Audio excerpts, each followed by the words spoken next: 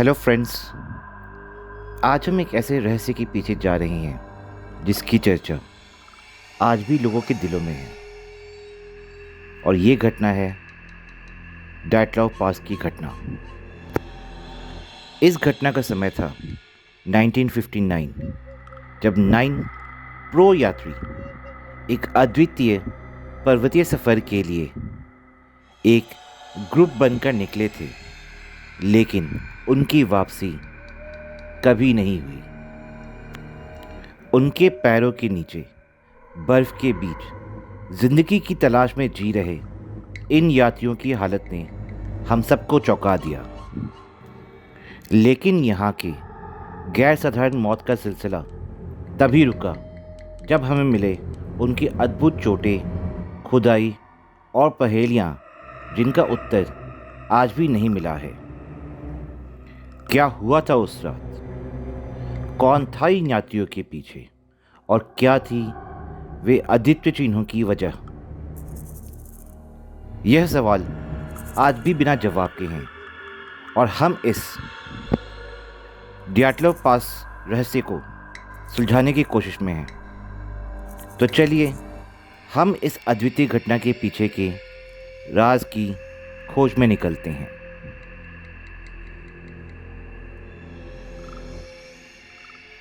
साल था 1959 का और महीना था फरवरी का, जब यह घटना घटित हुई थी। यह घटना उराल पर्वतमाला क्षेत्र में घटित हुई थी, जो उस समय सोवियत संघ के हिस्से में आता था और आज रूस के हिस्से में है। इस घटना को डैटलॉव पास घटना के रूप में जाना जाता है। इस घटना के मुख्य पात्र थे एक यात्री समूह जिसमें 9 युवक और युवतियां थीं। इस ग्रुप के कुछ प्रमुख लोग थे इगोर डैटलॉव, जो कि इस ग्रुप के नेता थे, और उनके नाम पर ही इस घटना का नाम डैटलॉव पास घटना के नाम पर रखा गया। दूसरी थी ल्यूडमिला डुबिनिना, जो कि एकमात्र महिला सदस्य थी जिनकी बहुत दुखद मौत हुई। यूरी यूडीन भी एक सदस्य थे, लेकिन वे बुखार के कारण यात्रा को बीच में छोड़ने के लिए मजबूर हो गए। यह ग्रुप उराल पर्वतमाला की बेहद कठिन और तीव्र मौसम की मौजूदगी में एक अद्वितीय ट्रैकिंग यात्रा के लिए निकला था, लेकिन उसकी कभी वापसी नहीं हो सकी। और इस घटना का सच समझने का काम आज भी जारी है। डैटलॉव पास के यात्री समूह एक अत्यधिक अनुभवी और काफ़ी एक्सपीरियंस ग्रुप था। इस ग्रुप के सभी सदस्य पहले भी पर्वतारोहण और ट्रैकिंग कर चुके थे और काफ़ी एक्सपीरियंस थे। उनका मुख्य उद्देश्य उराल पर्वतमाला के एक अद्वितीय और चुनौतीपूर्ण पर्वत ट्रैकिंग का अनुभव करना था। इस यात्रा का एक शैक्षिक उद्देश्य भी था, क्योंकि समूह के कुछ सदस्य यात्रा के दौरान वैज्ञानिक अध्ययन और अनुसंधान के साथ डिफरेंट टाइप के जलवायु और प्राकृतिक संरचनाओं का भी अध्ययन करना चाहते थे। समूह के नेता इगोर डैटलॉव के साथ परिवार की काफ़ी पुरानी परंपरा थी, जिसमें पूर्व जन्म के अनुभवों को फिर से जीवन में पुनः जीने का आलोक था। इस पर्वत यात्रा का मुख्य उद्देश्य था यात्री समूह के अद्वितीय अनुभव का आनंद लेना, जिसमें यह समझने का प्रयास किया जा रहा था कि मानव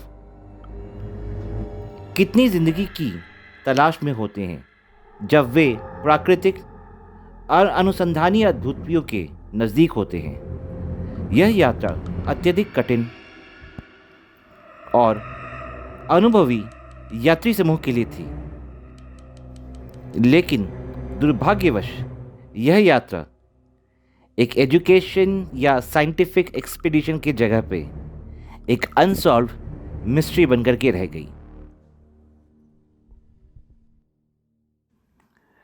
जैसा कि हर एक माउंटेन एक्सपीडिशन के पहले होता है, पूरा का पूरा ग्रुप पहले बेस कैंप पे पहुंचा और वहां से उन्होंने अपनी ट्रैकिंग यात्रा की शुरुआत की।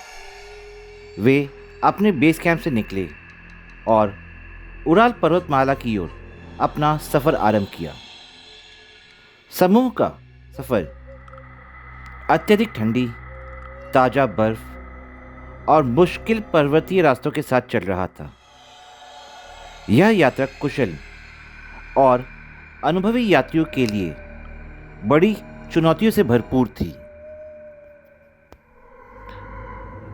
कुछ दूर चलने के बाद से पूरे ग्रुप ने एक डिसाइडेड जगह पर अपना कैंप साइट लगाया और अपने टेंट और खाने पीने की चीज़ों को इकट्ठा करके अपने कैंप साइट को पूरी तरह से सेटअप किया। समूह ने अपने सफ़र के दौरान वैज्ञानिक और अनुसंधान कार्यों का भी आयोजन किया और प्राकृतिक जलवायु तथा पर्वतीय संरचनाओं का भी अध्ययन किया। पूरी यात्रा के दौरान अचानक से एक दिन मॉर्निंग में ग्रुप ने अपने टेंट को अंदर से फटा हुआ देखा और टेंट में बहुत से लोग मौजूद नहीं थे। इस चीज़ ने उन लोग को अंदर से हिला के रख दिया।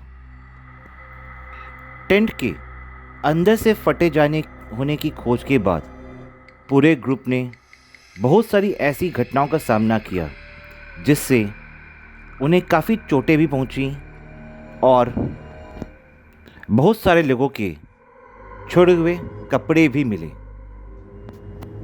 ऐसा क्यों हुआ और कैसे हुआ, इसकी खोज अभी तक नहीं हो पाई है।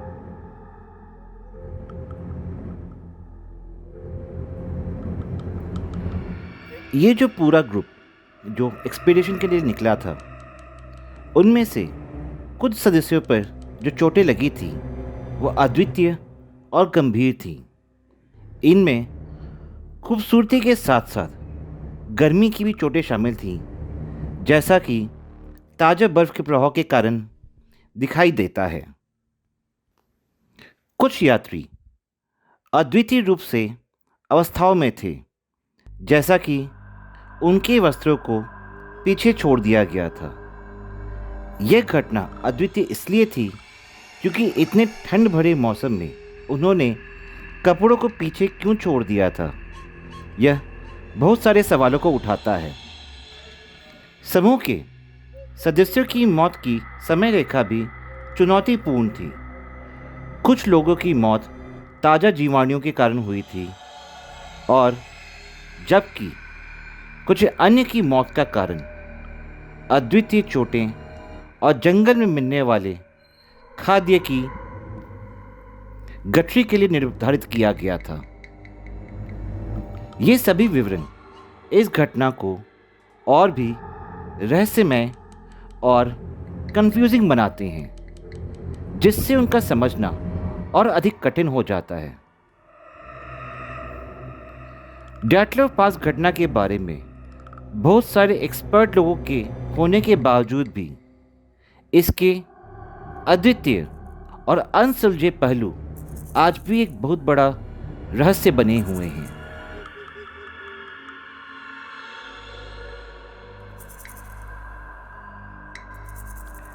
इस घटना के बाद से जब इनिशियल इन्वेस्टिगेशन शुरुआत हुई और जो लोग इसको इन्वेस्टिगेट करने के लिए गए वो काफ़ी एक्सपीरियंस थे। स्टार्टिंग में उन्हें बहुत सारी चीज़ें खोजी, जैसे कि लोगों को जो चोट लगी थी, कपड़े और खाने पीने के सामान।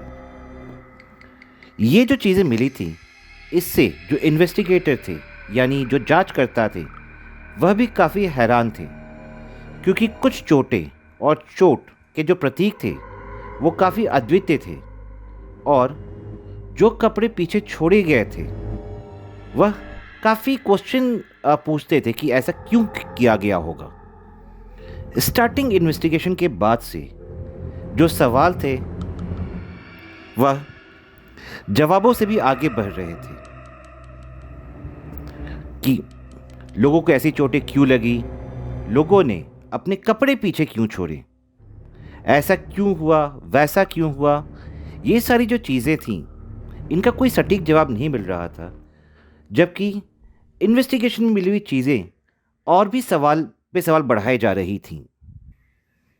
कुछ समय बाद सोवियत सरकार ने इस घटना की जांच को बंद करने का निर्णय लिया और इसे एक क्लासिफाइड फाइल में कन्वर्ट कर दिया, जिसका मतलब यह था कि घटना के संदर्भ में किसी को भी विवरण देने की अनुमति नहीं थी। जैसे ही इस घटना को एक क्लासिफाइड इंफॉर्मेशन में कन्वर्ट किया गया, इस घटना ने बहुत सारी कॉन्स्पिरेसी थ्योरीज को बढ़ाने का काम किया और बहुत सारे लोग इस निर्णय के पीछे छिपे रहस्यों की खोज करने लगे और डायटलॉव पास की घटना को लेकर के एक बड़े रहस्य के रूप में देखने लगे। सोवियत सरकार का यह निर्णय कि इसे एक क्लासिफाइड केस बना दिया जाए, इस इंसिडेंट को काफ़ी रहस्यमय और बना देता है, जिससे यह और कंफर्म होता है कि इस घटना के पीछे कुछ न कुछ तो ऐसा छुपा है जिसके बारे में शायद सोवियत गवर्नमेंट या उनसे जुड़े हुए लोग नहीं चाहते कि इसकी खोज हो।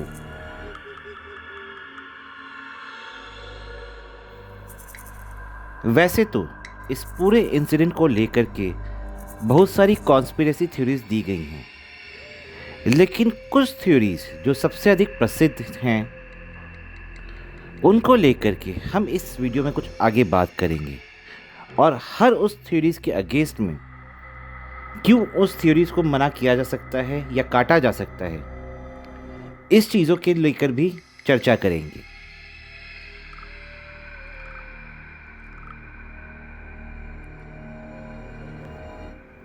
जो सबसे पहली थ्योरी जो इस चीज़ को लेकर के काफ़ी फेमस हुई वह थी एवलांच थ्योरी, यानी एक हिमस्खलन से जुड़ी हुई थ्योरी। कुछ विशेषज्ञों का मानना है कि एक तेजी से गिरने वाले एवलांच के चलते पूरे समूह की मौत हो सकती है। उनका यह कहना है कि टेंट को अंदर से फटे जाने का रहस्य इसी में हो सकता है, क्योंकि एक एवलांच आया हो और लोग इसमें दब गए हों और अपनी जान बचाने के लिए उन्होंने टेंट को अंदर से फाड़ करके बाहर निकलने की कोशिश की हो। लेकिन इस थ्योरी के अगेंस्ट में यह कहा जाता है कि ट्रैकिंग करने के लिए जो ग्रुप गया था वो काफ़ी एक्सपीरियंस था। अगर उन्हें यह लगता था कि एवलांच आने वाला है तो इस खतरे के संकेत को वो पहले पहचान सकते थे और उस चीज़ से बचने के लिए कहीं और जा सकते थे। तो उन्होंने इस चीज़ के बारे में पहले से प्रिकॉशन क्यों नहीं लिया। इस तरीके से इस थ्योरी को लोगों ने काट दिया और ये कहा कि ये चीज़ उतनी एक्सेप्टेबल नहीं है।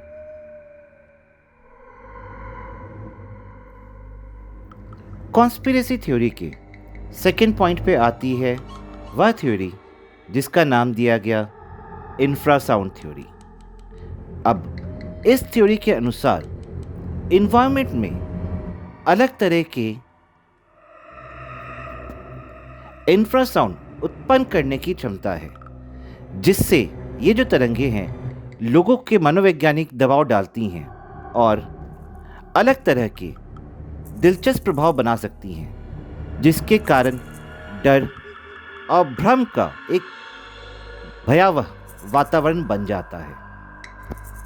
यह थ्योरी पूरे ग्रुप के जो डिफरेंट टाइप के जो हरकतें उन्होंने की उसको समझाने का प्रयास करता है कि क्यों ये हो सकता है कि उन्होंने अपने कपड़े पीछे छोड़ दिए और उन्हें जो अलग अलग तरह की चोटें लगी हों।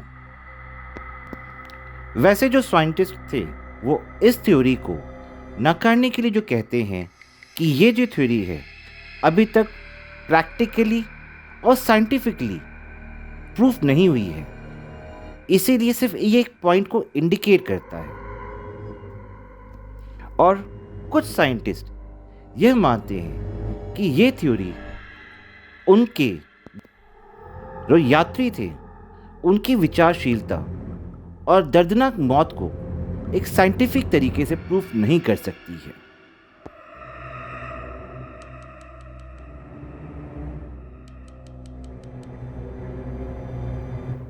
कॉन्स्पिरेसी थ्योरीज में जो तीसरे नंबर पे आती है, जिसे सबसे फेमस भी माना गया था, वह थी एक मिलिट्री इन्वॉल्वमेंट थ्योरी।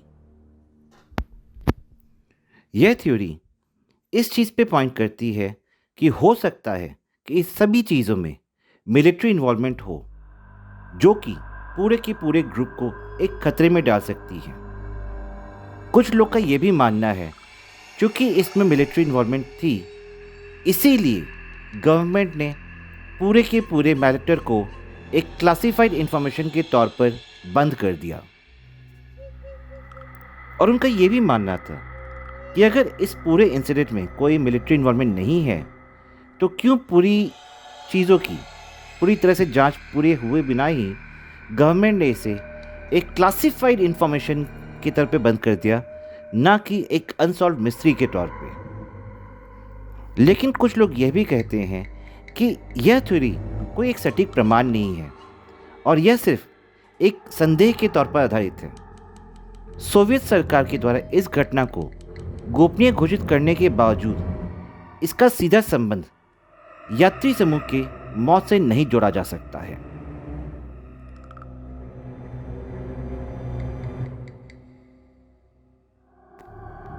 और हमेशा की तरह चौथे पॉइंट पे आती है जो थ्योरी, उसका कनेक्शन लोग एक्स्ट्रा टेरेस्ट्रियल एनकाउंटर से यानी एलियन से जोड़ते हैं। कुछ लोग का यह मानना है कि डैटलॉफ पास के पास कुछ एलियंस आए होंगे और उन्होंने इन लोगों को हिप्नोटाइज करने की कोशिश की होगी, और या फिर एलियंस को देख कर के ये सभी डर गए होंगे और अपनी जान बचा के भागने की कोशिश किए होंगे, इसी कारण से इनकी मौत हुई होगी। आज भी कुछ लोग डैटलॉफ पास के पास एलियंस साइटिंग या यूएफओ साइटिंग की घटनाओं को रिपोर्ट करते हैं। वैसे तो इस थ्योरी का कोई साइंटिफिक प्रमाण तो है नहीं, लेकिन यह खेत में अद्वितीय घटनाओं को साबित करने के लिए कोई प्रॉपर तरीके से इस्टेब्लिश भी नहीं करता है, और इसीलिए हम ये भी नहीं मान सकते कि एलियन आए होंगे और उन्होंने सभी की हत्या कर दी होगी। अब डैटलॉफ पास घटना के संबंध में ये 4 थ्योरी सबसे फेमस हैं, लेकिन इस रहस्य को अब तक पूरी तरह से समझना मुश्किल है और ये अभी भी वर्ल्ड की टॉप मिस्ट्रीज में से एक माना जाता है।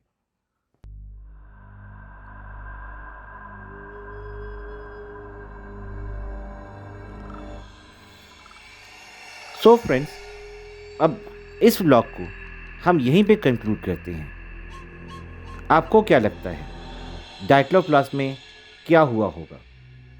लोगों की मौत कैसे हुई होगी? जिन 4 कॉन्स्पिरेसी थ्योरी की मैंने बात की, इसके अलावा अगर कोई और कॉन्स्पिरेसी थ्योरी आपके दिमाग में है तो प्लीज़ कमेंट बॉक्स में उसे लिखना ना भूलें। तो दोस्तों, हम उम्मीद करते हैं कि आपको आज का हमारा ये वीडियो पसंद आया हो और आपको इस रहस्य में डैटलॉफ पास घटना के बारे में और भी अच्छी जानकारी मिली हो।